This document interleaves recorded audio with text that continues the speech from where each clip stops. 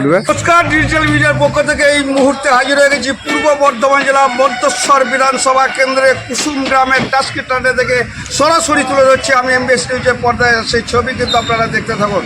ইতিমধ্যেই আমরা এখানে জানতে পারছি মাননীয় অধীর চৌধুরী সাহেব আসছেন আগামীকাল শনিবার বৈকাল 3টের মধ্যে।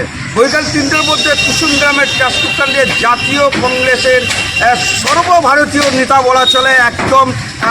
আপনারা প্রায় সকলেই জানেন, এমনকি বাচ্চারা পর্যন্ত জানেন যে অধীর চৌধুরীকে।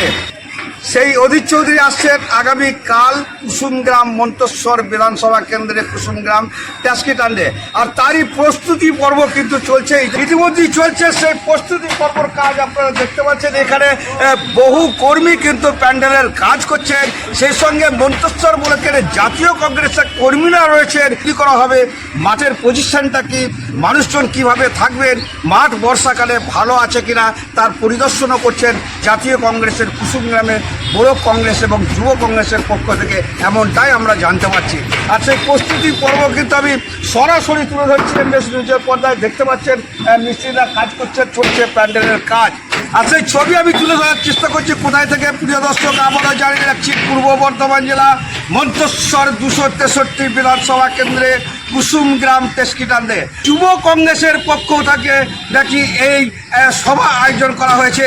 আর এই সভার মূল কারণ হচ্ছে যে বিধানসভা ভোটের আগে 27,000 ভোটার এখনো পর্যন্ত ডিলিটের জায়গায় কম বেশি রয়ে গেছেন, আর তারই জোর প্রতিবাদের জন্যেই এই বিধানসভা কেন্দ্রের সভা বলেই এমনটাই আমরা জানতে পারছি। যুব মাধার এবং মহিলা সংগঠন থেকে বিভিন্ন কর্মীরা কিন্তু এখানে রয়েছেন। আর সেই কর্মীদের কাছ থেকে আমি জানতে চাইব অধীর বাবুর আসার আগামীকাল কতটা প্রস্তুতি পর্ব কাজ শুরু করতে পেরেছেন বা শেষের দিকে আসতে পেরেছেন, আমরা জানতে চাইব। বাবুর নামটা সারা ভারতবর্ষের বুকে এমন একটা তিনি ব্যক্তিত্ব, জাতীয় কংগ্রেসের সারা ভারতবর্ষের এবং বাংলার বুকে একটাই নাম, যেটা হচ্ছে অধীর রঞ্জন চৌধুরী। এই অধীর রঞ্জন চৌধুরী কেন কুসুমগ্রামের বুকে আজকে আসছেন? তিনি একটা লড়াকু নেতা এবং সংগ্রামী নেতা।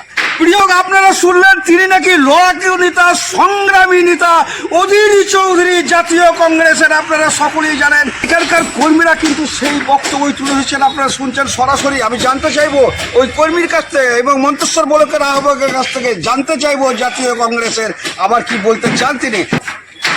আপনারা জানেন যে বিধানসভা নির্বাচনের আগে নির্বাচন কমিশন এবং এখনকার যিনি সরকারে আছেন চক্রান্তভাবে যে 27 লক্ষ মানুষের নাম ট্রাইব্যুনালের আওতায় আনা হয়েছে, সেই 27 লক্ষ নাম এখনো বৈধ বলে ঘোষণা করা হয়নি। প্রিয় দর্শক, ভোটার লিস্টের আওতায় আসবেন একথাও তিনি বলেননি, এমনটাই জানাচ্ছেন পূর্ব বর্ধমান জেলা 263 মন্তেশ্বর বিধানসভা কুসুমগ্রাম টাস্কিটান্ডে জাতীয় কংগ্রেসের তরফ থেকে আমরা জানতে পারছি। আর আপনারা শুনলেন সরাসরি সেই ছবি কিন্তু আমি তুলে ধরছি। আবার আপনারা শুনলেন, আমি দেখতে পাচ্ছি এখানে একদম কি বলবো, মন্তেশ্বর বিধানসভা কেন্দ্রে আমি খুব ছোটবেলা থেকে দেখেছি জাতীয় কংগ্রেস দল কিন্তু একটাই কি হয়েছে, যার সভা কেন্দ্রে কুসুম গ্রামে দেখা যায়নি এইরকমই একজন একদম এখন নিষ্ঠা জাতীয় কংগ্রেসের কর্মী প্রথম থেকে রয়েছেন, আজও রয়েছে। তার সঙ্গে আমি কথা বলবো।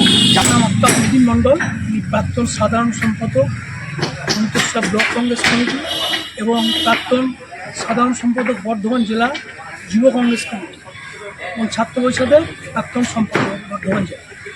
তো আজকে আমাদের এই যে সভা, আগামীকাল কংগ্রেস ওয়ার্কিং কমিটির সদস্য শ্রী অধীর রঞ্জন চৌধুরী মহাশয় আসছেন।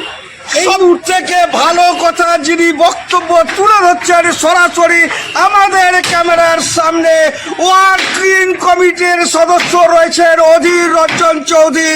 আর এই মুহূর্তে 63 মন্তেশ্বর বিধানসভা কেন্দ্রে কুসুম গ্রামের টাস্কিটান্ডে আবারও জানতে চাইব বিস্তারিত।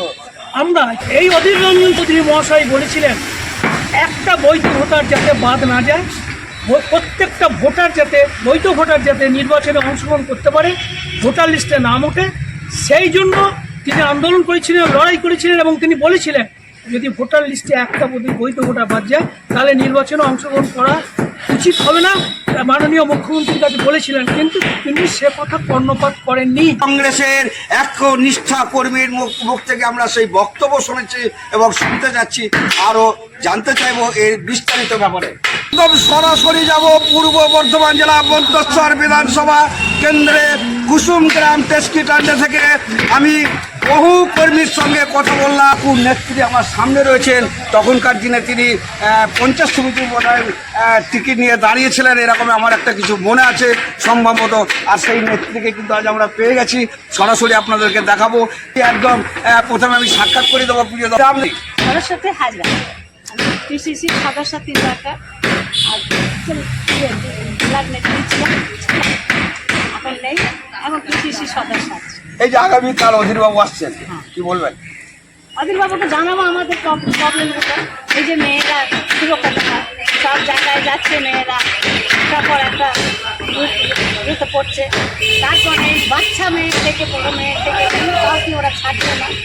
এই নতুন ইয়ে আসাতে আরও যেন বেড়ে উঠেছে, নতুন সরকার আসাতে আরও। এবার আমি আবারও বলতে চাইছি, পূর্ব বর্ধমান জেলা মন্তেশ্বর 263 বিধানসভা কেন্দ্রে কুসুমগ্রাম টেস্কিটান্ডে আগামীকাল আসছেন জাতীয় কংগ্রেসের হেভি ওয়েট নেতা, প্রকাশ্য জনসভা করবেন এমনটাই জানতে পারছি অধীর রঞ্জন চৌধুরী।